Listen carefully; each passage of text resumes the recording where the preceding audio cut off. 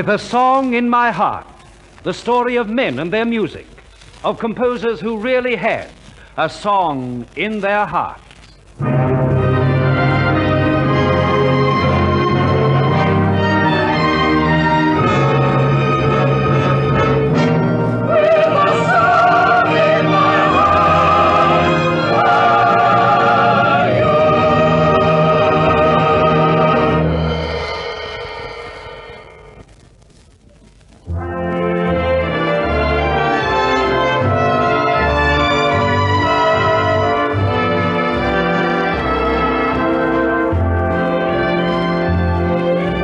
Everything is peaches down in Georgia. What a peach of a climb, what a peach of a time.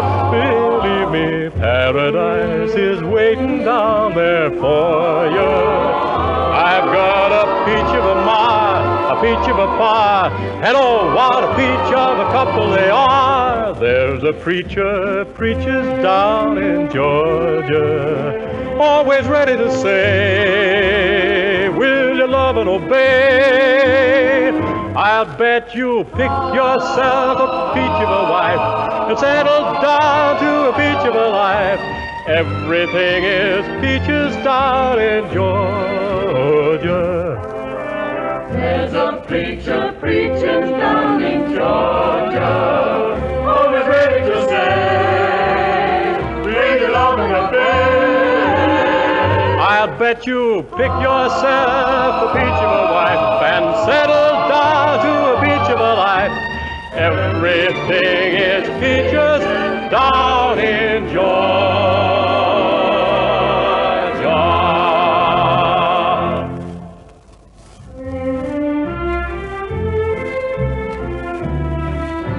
That song was a hit in 1919. Its composer, a young man named Milton Ager. It was his first number, and come to think of it, there's quite a story back of it. Young Ager had just been discharged from the army after the end of World War I. He was a pretty good pianist and got himself a job in Tin Pan Alley, demonstrating a publisher's hit tunes. One morning, his chief sent for him. Milton. You sent for me, sir? Correct. I wanted to let you know that we've got a mighty important singing star coming to see us this morning. And I want to make sure that when you play our new songs over to him, you give him the works. I'll do my best, sir. I know you will, son. But if you can embellish them and give them that extra bit of color that your piano playing can give them, well, so much the better. Here are the manuscripts. Have a good look at them before our star arrives. He sounds like a pretty important star. I'll say he is. The greatest creator of hit songs in the whole of the USA. You don't mean... You can't Our mean... appointment is with Al Jolson. Al Jolson. Gee, play melodies for that man is something, but something. You're telling me. Go to it, Milton. And when you play for him, give him everything you've got. But there was a strange sequel to this incident. For after young Ager had played over his firm's best numbers for Jolson, the star was not impressed with any of them. In fact, he said, although there were undoubtedly some good songs among them, they were simply not for him. It was then that young Ager astonished both his employer and also himself when he said, Excuse me, Mr. Jolson, but with the chief's permission, I've got a number of my own you might like to hear. Oh, but Milton, this is not entirely according to schedule. Never mind, Dad. I'm here to listen to new songs. If young Ager's got a number, well, I might as well hear it. Go ahead, son. Thanks, Mr. Jolson. I hope you like it. And it was then one of those 1,000,000-to-1 shots came off. For the song he played to the star was the number we opened this session with. Everything is Peaches Down in Georgia. What's more, Jolson took an instant liking to it, sang it, and commenced a career for young Ager that was to take him to the very peak of his profession. Other hits were to follow. One cute and well-remembered song being his number called Freckles. Freckles was his name. He always used to get the blame for every broken window pane. Oh, how they'd yank him and they'd spank him how he'd tease the girls. When in school he'd pull their curls. His marks were much lower than the kids, much slower. His marks were lower than the old bean blower. People used to coax young Freckles not to play his jokes. The way he'd tease the village folks, it was a shame. And when the cat had kittens up in the hay, one was black and 7 were gray. Everybody cried Freckles, he always got the blame.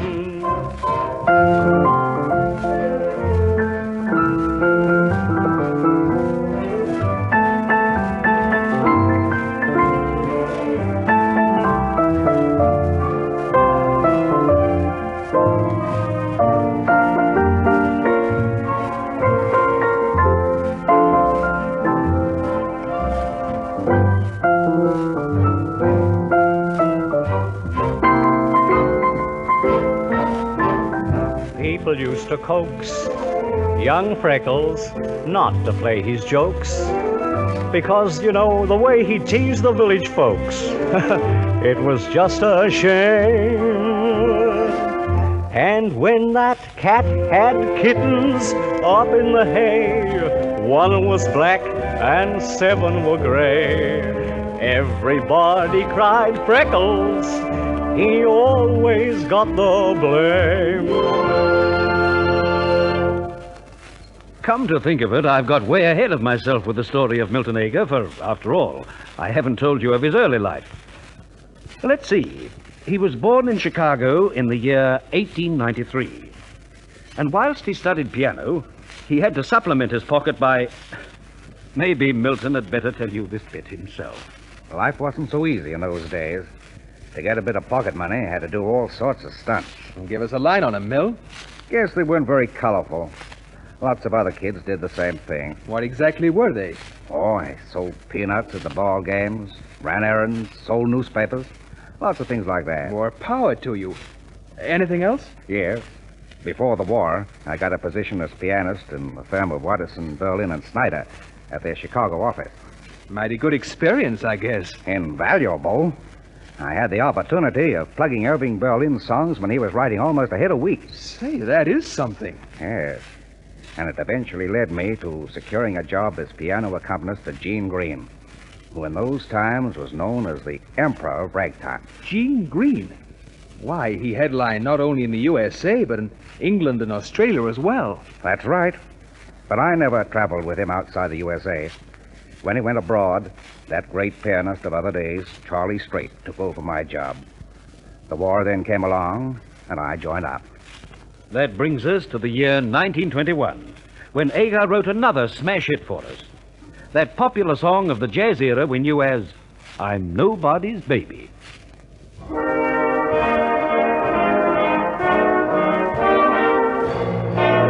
You see, I'm nobody's baby.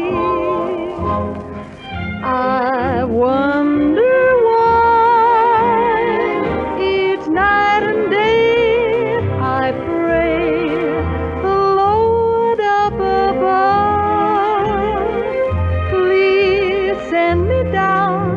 somebody to love, but nobody wants me. I'm blue somehow.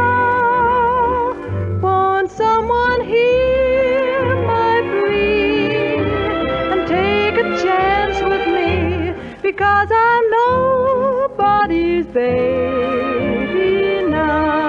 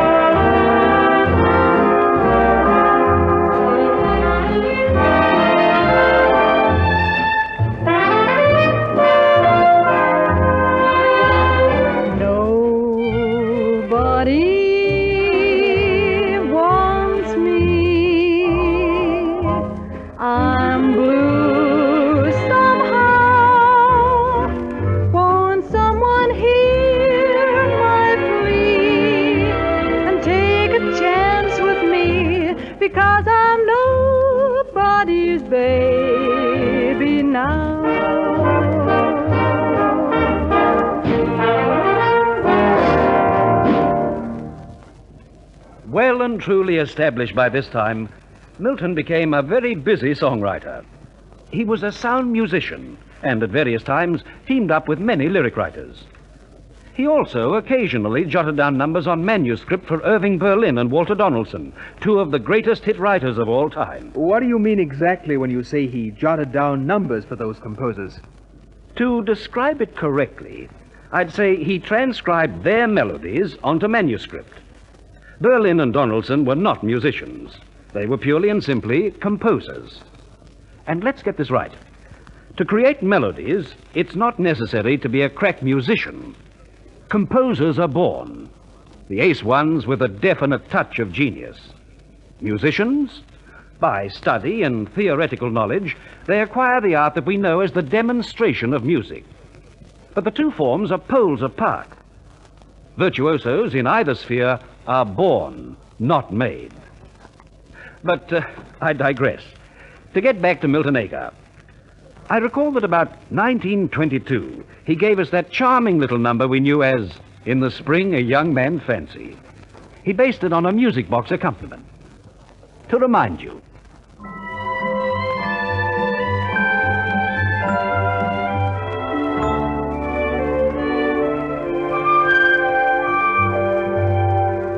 in a quaint old-fashioned store, relics of the days of yore, curios and old-time clocks hide a china music box. In a dainty patterned dress, there's a Dresden shepherdess, with a shepherd by the side of his little china bride. When the music starts to play, I can almost hear him say,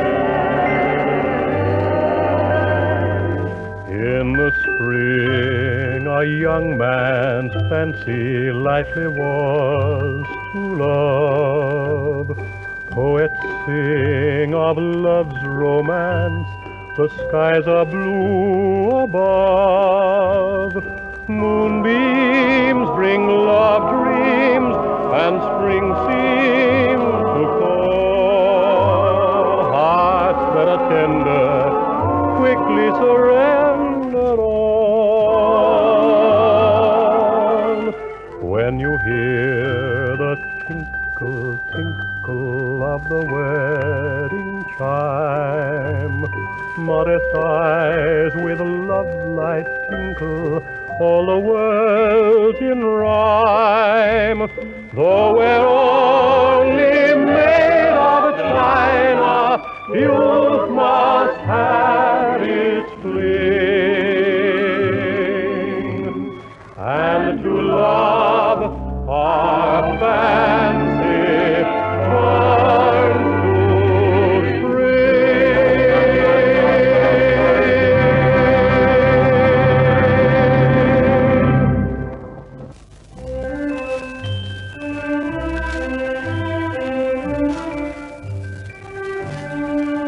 by this time, the name of Ager on a song meant something, and many of Tin Pan Alley's foremost publishers were keen to tie him up on contract.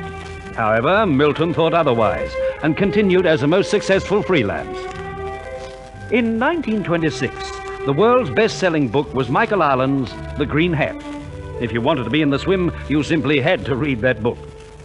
Discussing it with lyric writer Jack Yellen one day, Milton said, Say, Jack, this author, Michael Allen, must be piling up a whole heap of royalties. Wherever you go, it's a case of, have you read The Green Hat? Yeah, and I hear tell it's scheduled to be dramatized and turned into a stage production. Is that so? Should have hit possibilities, too. Pity it couldn't be turned into a musical. No dice, it's too heavy. But wait a minute. That title, The Green Hat. Why not let's write a song about it? A song? Sure. Maybe it's an idea. Let's get to work on it. and those two boys did. Result, another bestseller, but this time in the pop song field. Their song was in your green hat.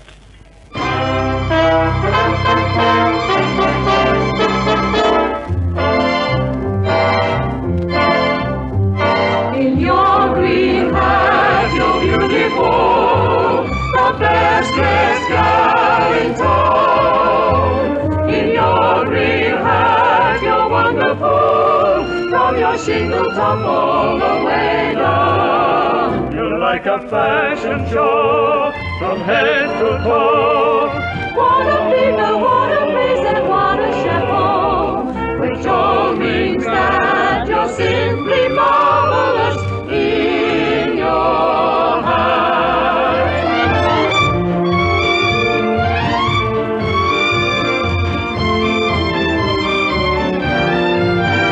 Which all means that you're simply marvelous in your hat.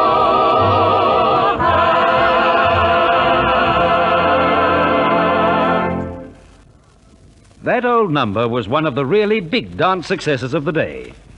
Maybe its success decided the boys to get together as a team. One day, Sol Bornstein, music publisher, called the boys to his office. And that's the proposition in a nutshell.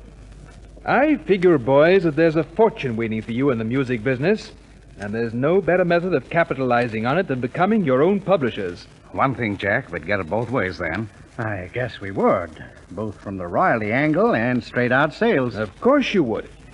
I can handle the business end of things and look after all finance. While we'd be free to go right ahead turning out songs. Sure you would. Well, what's the verdict, boys? Sounds good to me. Me too. Let's get cracking. And so the famous music business of Ager, Yellen, and Bornstein came into being. A very prosperous one, too. Shortly after this, the young firm came up with another smash. That pop ballad of other days, I Wonder What's Become of Sally.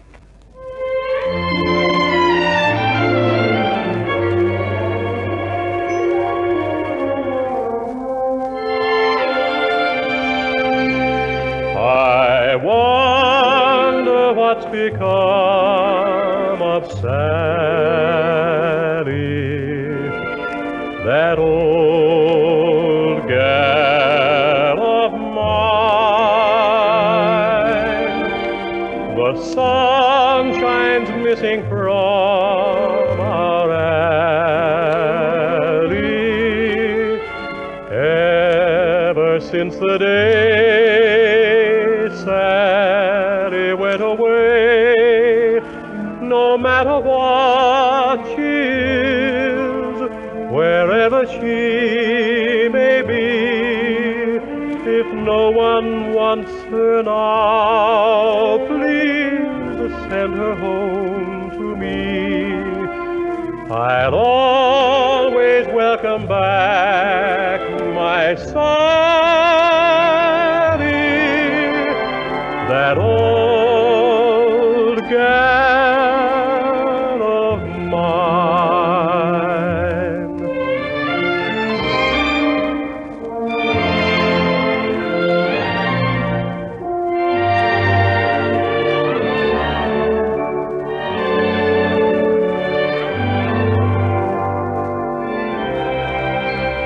I'll always welcome back my Sally,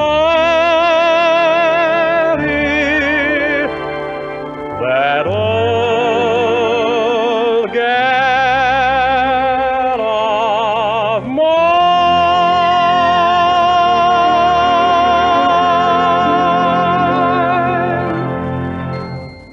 After this, the boys really got into their stride and turned out barrel loads of hits. Sophie Tucker, that beloved and world-famous star, had all her special lyrics written by Jack Yellen. Correct. And naturally enough, when Sophie went into the talkies to do a picture called Honky Tonk, Ager and Yellen wrote the hits for her. right again. One I particularly recall from that talkie was, I'm doing what I'm doing for love. But to do that song justice, you simply had to have Sophie Tucker sing it. So we'll pass that one up, and in its stead revive that grand old favorite, Ain't She Sweet? An Ager Yellen smash in 1927, an Ager Yellen hit today.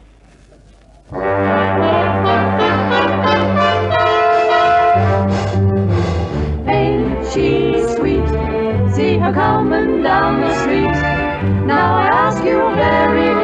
confidentially. Ain't she sweet? Ain't she nice? Look her over once or twice. Now I ask you very confidentially, ain't she nice? Just cast your eye in her direction. Oh me, oh my, ain't she perfection? And finally I repeat, don't you think she's kind of neat? Now I ask you very confidentially, ain't she sweet?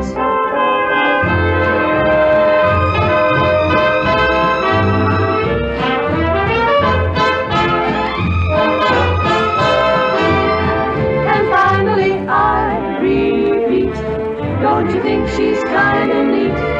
Now I ask you very confidentially, ain't she sweet?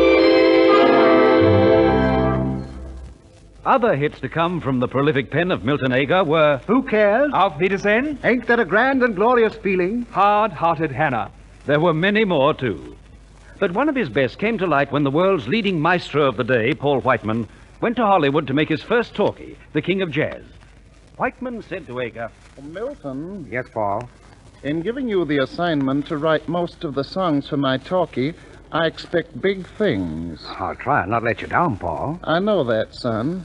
Otherwise, I wouldn't have selected you to the exclusion of so many other great writers. But in addition to the lighter songs, I want one outstanding better type of number. And Milton, Yes, Maestro? you're going to write it. and sure enough, he did. For the star production number of that epic film was Milton Ager's Song of the Dawn, a fitting and perfect climax to the story of this songwriter.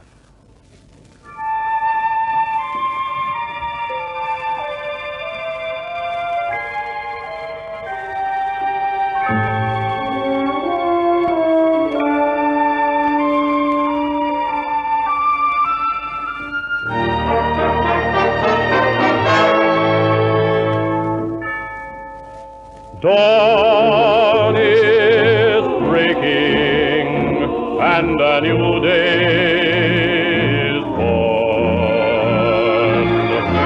The world is singing the song of the dawn. Birds are waking, hear them welcome the morn.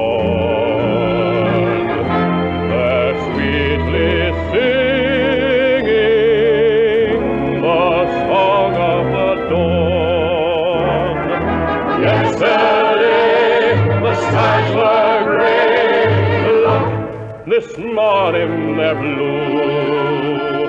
The smiling sun tells everyone, come and start life anew. Sing hallelujah, for the dark night has gone. The world is singing the song of the dawn. Yesterday the skies were gray. Look, this morning they're blue.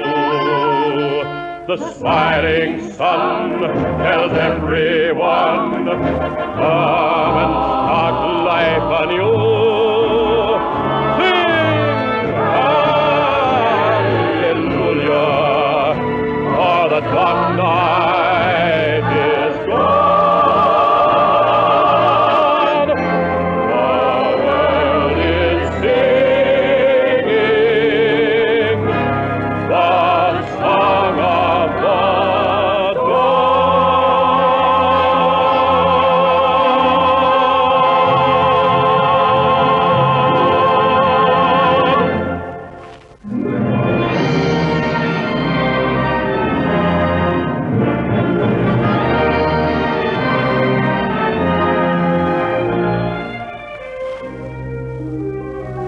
And so we reach the finale of the Milton Ager story.